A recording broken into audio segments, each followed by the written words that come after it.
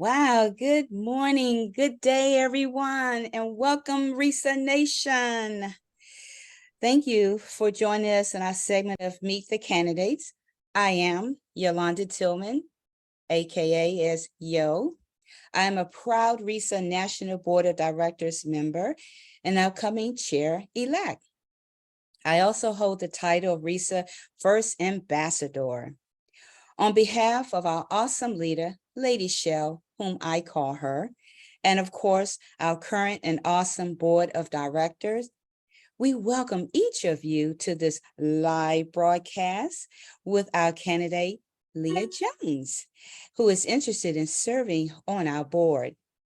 I have with me Board of Directors, Mr. Lou Cochran, who will be my co-host during the interview process.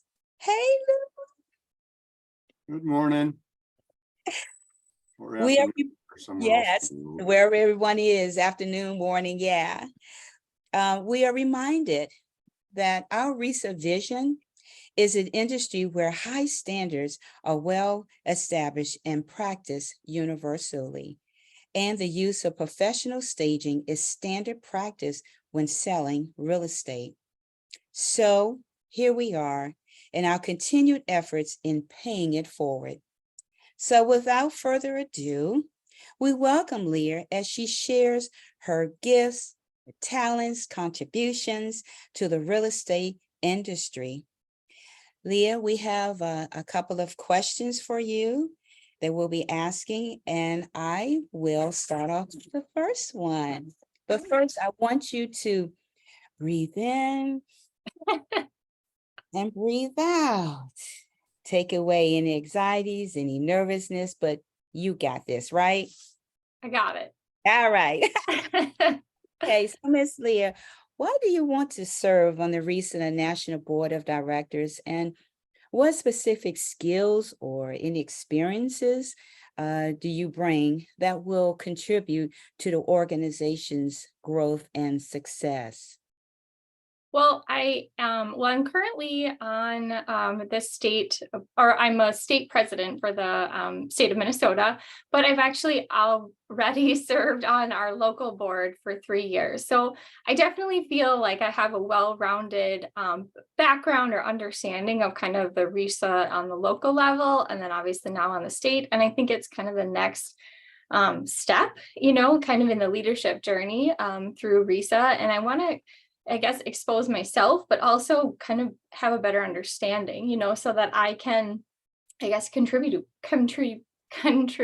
better to our local chapter and kind of be that bridge between, so what's going on nationally and locally and how we can work together. And if there's challenges, things like that I feel, that I could be sort of an advocate for. So and then certainly drawing on my background in marketing. So before starting my business, I had a career in marketing for about 12 years.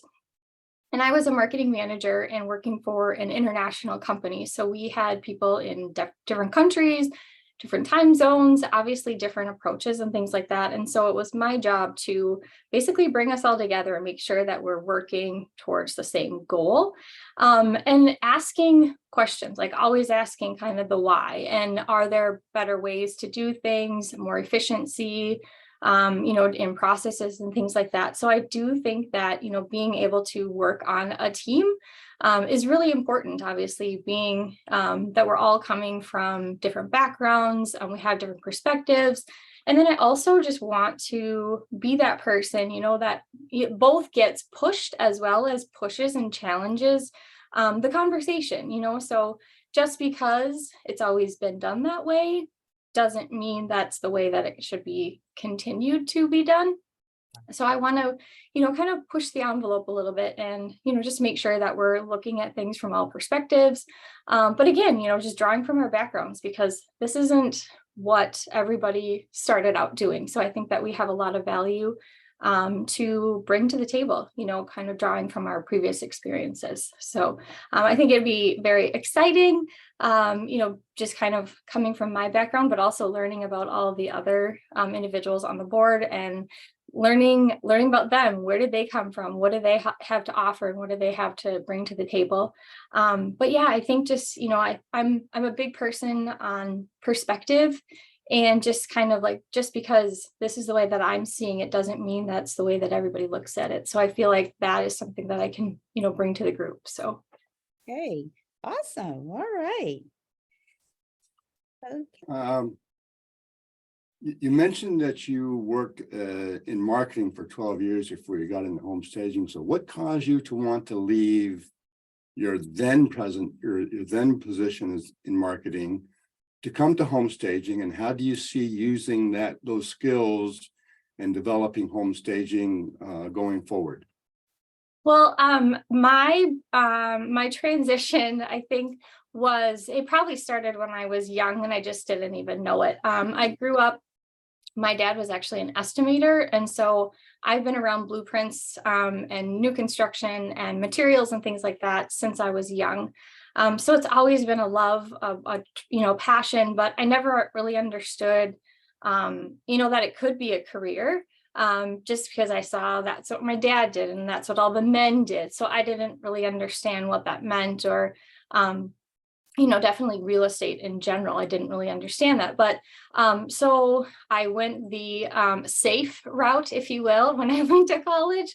I got my degree, and I, started out, and I just kind of built on my marketing career. But ultimately, what sort of, I guess, solidified everything was that a few years ago, my husband and I and our family, we built a house, and like at our year mark, the builder came over and he said, "Hey, could we take some photos, of your house? I really like the way you decorate, and we could use it for marketing." Didn't think much of it, but yeah, absolutely, this is a great opportunity. And this is while I was still working in marketing, but fast forward, maybe like 6 months, and he said to me, "Hey, I'm building a house. It's going to be a spec house. Could you help me pick some selections? And then also, would you stage it?" And I said, "Sure." I don't know what that means. I don't know how I'm going to do it, but absolutely, because it was something that I was so excited about, but also so scared about. But also, I just wanted to do something for myself. It's been a dream of mine that by the time I was 40, I wanted to have my own business. I wanted it to be up and running and established. And I just wanted to have my name kind of, on the front of the store. So I was able to do that. So basically, I got to the point in my marketing career that the ideas that I was bringing forth, the team that I was working with, it just wasn't, as they say, filling my bucket anymore. And so I knew that I had this passion and I had this love for homes and just kind of bringing houses to life through staging and design, and just kind of dressing it up. And so I ultimately just made the leap, as scary as it was. But I don't look back and think about, where would I be in a marketing career, because it just wasn't for me anymore. And I've told people, like, you couldn't pay me $1 million to go back to marketing anymore, because it's just, when you just know when it's just not fulfilling anymore, and you have to cut bait and find something else that fills your bucket. And I'm so glad I did, because I feel like I have grown so much as a person, in my confidence, just, like the excitement that I have for both this industry and working with clients and helping them have a happy home and be excited about their transition or their journey or their space. I get so much joy from that. So that's kind of how it worked. But yeah, so I've had my business for about 5 years now, and there's no turning back now. Hi, awesome. Great. Okay, so as an advocate of RESA, can you provide examples of specific initiatives or strategies you have implemented in the past to promote the organization's mission and values? And the second part is, how will you leverage your advocacy skills to benefit RESA's on a national level? Well, I think, initially, or I guess right now, looking back, I would have not said that it is, or I wouldn't have called it a strategy. But one of the things that we've really done well in our chapter is work with vendor partners who then actually become our affiliate members. So again, while I wouldn't have labeled it a strategy, it's, we need these people to help us get to the finish line. So we need the painters, we need the tile installers, we need the carpet layer, we need these people. So making that an important part of our business, but also by doing that, we strengthen the communication, I think, because they're working with people that are legitimate. They're not just hobbyists, they're people that have had the training, that have put in the work. This is their livelihood. This isn't something that they just do on Saturdays or just do in the evenings. This is something that, they really take pride in. And I think that because, we are working with those same types of people, they just happen to be in different fields, it has become a strategy for us, and that we want to continue to work with them because they talk about us in return, in that these are the professionals that you want working on your house. These are the people that are going to make your house shine, make that, that the things, that the quirks, we're gonna help you kind of camouflage those types of things, and or tell you, how to just present your house, so that more buyers' eyes are going to be on it and things like that. So I think, like I said, I wouldn't say that initially that was what I would call a strategy, but it has definitely been very beneficial to our chapter. And we have a number of those affiliate members, and we continue to kind of seek those out because they're valuable, they're valuable, and they become obviously good friends of ours, but it's more of a relationship than a transaction anymore, because they're speaking our language, but also they're working with other people too, kind of in their sphere that maybe we don't have access to. So the message is being spread, even farther than what we can communicate with them. So and the other part is that, I think that telling those stories, whether it's working with our local vendor partners, but also, if a lot of them have franchises,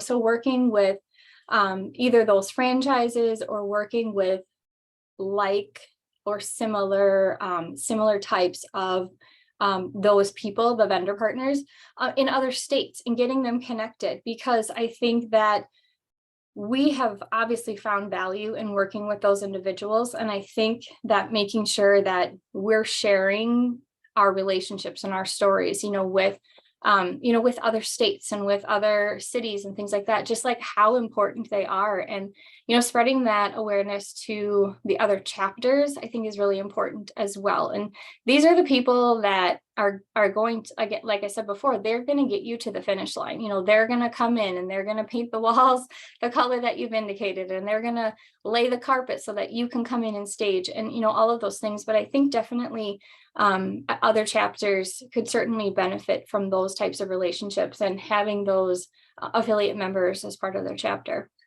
All right. Yeah, Oh, having relationships certainly is key to. Absolutely. Absolutely. Going back on your experience, it sounds like you've been involved in real estate in one aspect or another pretty much most of your life.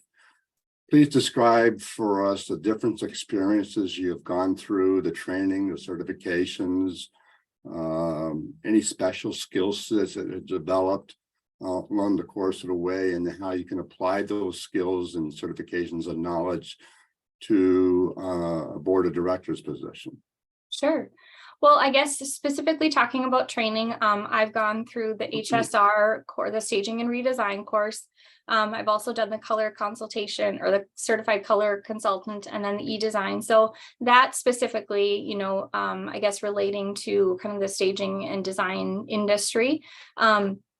I think what that did for me was just one, solidify a lot of things, also kind of help me with the business side of things. Because starting your own business is just, it's a whole different kind of education. You know, you go to school, you learn about your degree, you know, here is your diploma. Go figure it out the rest of the way. Right. You know, but with this type of training, it's very applicable, I feel like, and it's very specific, obviously, because these are the words that you use. This is the information that you need. These are the tools, the templates, that kind of stuff that are going to set you up for success. And you know, kind of give you that jump start, you know, to start your business, start working with realtors, how to communicate, you know. I think one of the things that I can draw on, and I do every day, every week, from my marketing background, is that, you know, the obviously the design, the color, the layout, you know, I did websites, I did trade shows, I did, you know, all kinds of things, but all of that translates because the color helps with, you know, looking at undertones and what do I put with this and what should I pair with that, and, you know, what things sort of work together. Also just layouts, you know, like spatially, you know, so regardless of it's of packaging a website or in a living room, you have to have an understanding of what's going to fit. So you have to know, you know, even if you have to get out your tape measure, but you have to know what's going to fit and how is this work, how is this room going to flow, you know, from one space to another, and making sure that it's not cluttered and things like that. But so Lou, to say like, how is this going to translate, you know, to the board? I feel like you definitely need communication for sure. I think that's one of the things that is well, it's so important for one, but I think it's also something that, you know, we as a society rely too much on quick messages, meaning like an email or a text messages or text message. And while they work, messages can get misconstrued, I think. And so to have either a face-to-face or in person, or just even talking on the phone, which people really hate apparently, I think that's when the message can be clear. You know, I think that seeing a person's facial expressions, their nonverbals even, helps you to kind of understand if the message was received or is it interpreted the way that you're hoping to deliver it. So so definitely the communication part of it, you know, again, working with teams kind of on an international scale, there's obviously different approaches, different ways of thinking about certain things. And so, you know, one of the big things that I had to do was, again, ask those questions like, what do you actually mean? What are you trying to say? And not like a, what the heck are you trying to say? But am I hearing you correctly? You know, because I think when you only get a little bit of that information, whether it's via text or via email, you start to form your own opinions, and then you can start to spiral, and then you start to make up a narrative that is completely different, you know, than what they're trying to say. So I think that bringing, you know, that communication piece, but also obviously just the design piece. And, you know, if there's, I know that, you know, Joanna and Felicia, they take care of kind of all the marketing stuff, but just again, maybe like another layer of, or have you thought about this? Or could we maybe try this? Just from my experience, you know, I know that they do a fabulous job of getting messages out and stuff, but, They do. you know, but I think the, you know, just asking the questions or formulating different ways or different approaches, or, you know, things that I have seen that have been successful, like just to collaborate with them as well. So I think that there's a lot for sure, you know, with just the communication and making sure that the message is delivered correctly.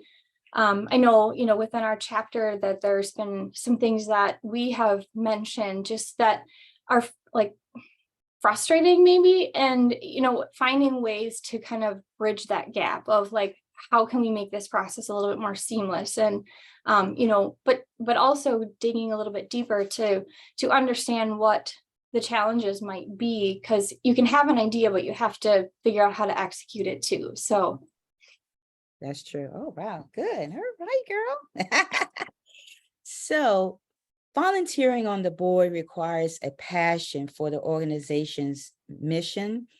Can you share with us maybe a personal story or experience that exemplifies your dedication to RESA's goals?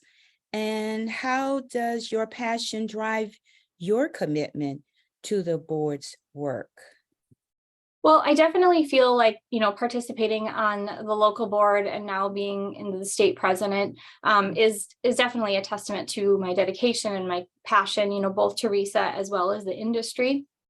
But my true passion lies, within helping people and doing so with professionalism and kindness. And I know that is definitely part of RESA's mission, is to kind of raise the bar, raise the bar in terms of being this professional society that people look to and they go to because, we've done the training, we understand, what it is to be a successful business owner or just have a successful business, but again, just kind of raising the bar in the professionalism area because we aren't hobbyists. This is what we do. And so I think that that particular passion, as far as again, the being professional and being kind, will help me kind of like dive deeper into this industry and discover sort of pain points, but also kind of develop some solutions as well, because it is so important for me for, working with an agent or working with a homeowner to, not only love, what I've done for them, but to feel good about it and not feel like it's just been a transaction. I want that relationship to be there for forever, honestly. I want to get to know them. I want to get to know their family. I really do care about this. It's not just, a date on the calendar for me. This is a big deal in their life, wherever they're going or if they're staying put or, whatever it is, but they're putting a lot of trust in me to help them. So I think that that's super important that people understand that, that we are a professional organization, but we also do it with tact and kindness. Yeah. Important, right? Yes. Yes. All right. Looking at where RESA is at now and how it's grown over the years. Yeah. RESA, like many other organizations, probably needs some changes or improvements in certain areas. Yeah. Just like any other organization. Yeah, absolutely. What do you see long term that RESA could be doing that it's not doing now? Or what aspects of RESA do you think could use some improvements, drawn, of course, on your knowledge and experience of where we're at now? Sure. Well, like I alluded to it, but I didn't say it specifically. But so one of the things that has come up in our local chapter is just the process of enrolling, and because there is kind of the national enrolling and the local chapter, and because we have separate dues, and how do we make that sort of a more seamless process, and how do you enroll as a national member, but then also you're notified that there's this local chapter too, because I think that there's a lot of stagers and redesigners, in our area that one have never even heard of RESA, or two that they don't know that we exist, so maybe they've heard of RESA, maybe they've done some research and they've just found the national site, but don't understand that there's a local chapter that can also, help them support their business and stuff too. So, that's certainly one area that I would love to dive a little bit deeper on. But I think that, just kind of reflecting back from where I started, 5 years ago to where I am now, I feel like that there's just technology, continues to evolve. Obviously, AI now is something that has really come in with a vengeance, and just to figure out ways to embrace that. And it like AI is not going to take over our businesses, so how do we use these technologies to our advantage? How do we use different systems? So I think that there are so many tools and technologies and tricks and things like that, but maybe having more of a like a mentor type program as well. And, we have talked about it in our local chapter, but I think, just even on a national scale, like the feedback that I typically get is, do you think that the more seasoned stagers and designers would want to give of their time, or what would their benefit be? And I guess I'm from kind of the school of thought that if I know, I'm going to tell you. So if you have a question for me and I have that information, it's yours. It's yours for the taking. I've never been one that feels like, because I had to go through the trenches, that you need to discover and feel that too. Like, I just don't think that's necessary. I think one of the things that not even one, but one of the many things that I love about our chapter, but RESA in general, is just how supportive everyone is and how we want people to be successful. And I've never experienced that in marketing specifically. I never experienced that. I've never experienced that in any kind of other networking group. It's always been about them and how can I push sales on you and who do you have as a referral. But like, that is just not existent in our chapter, but in RESA, I think in general. I feel like there's such a huge level of support and that we want to, encourage everyone. But, going back to this mentor program, I think that it's so important that kind of the newbies just sort of have somebody to go to, to ask the difficult questions, because there's a lot of questions that you have when you're first starting out.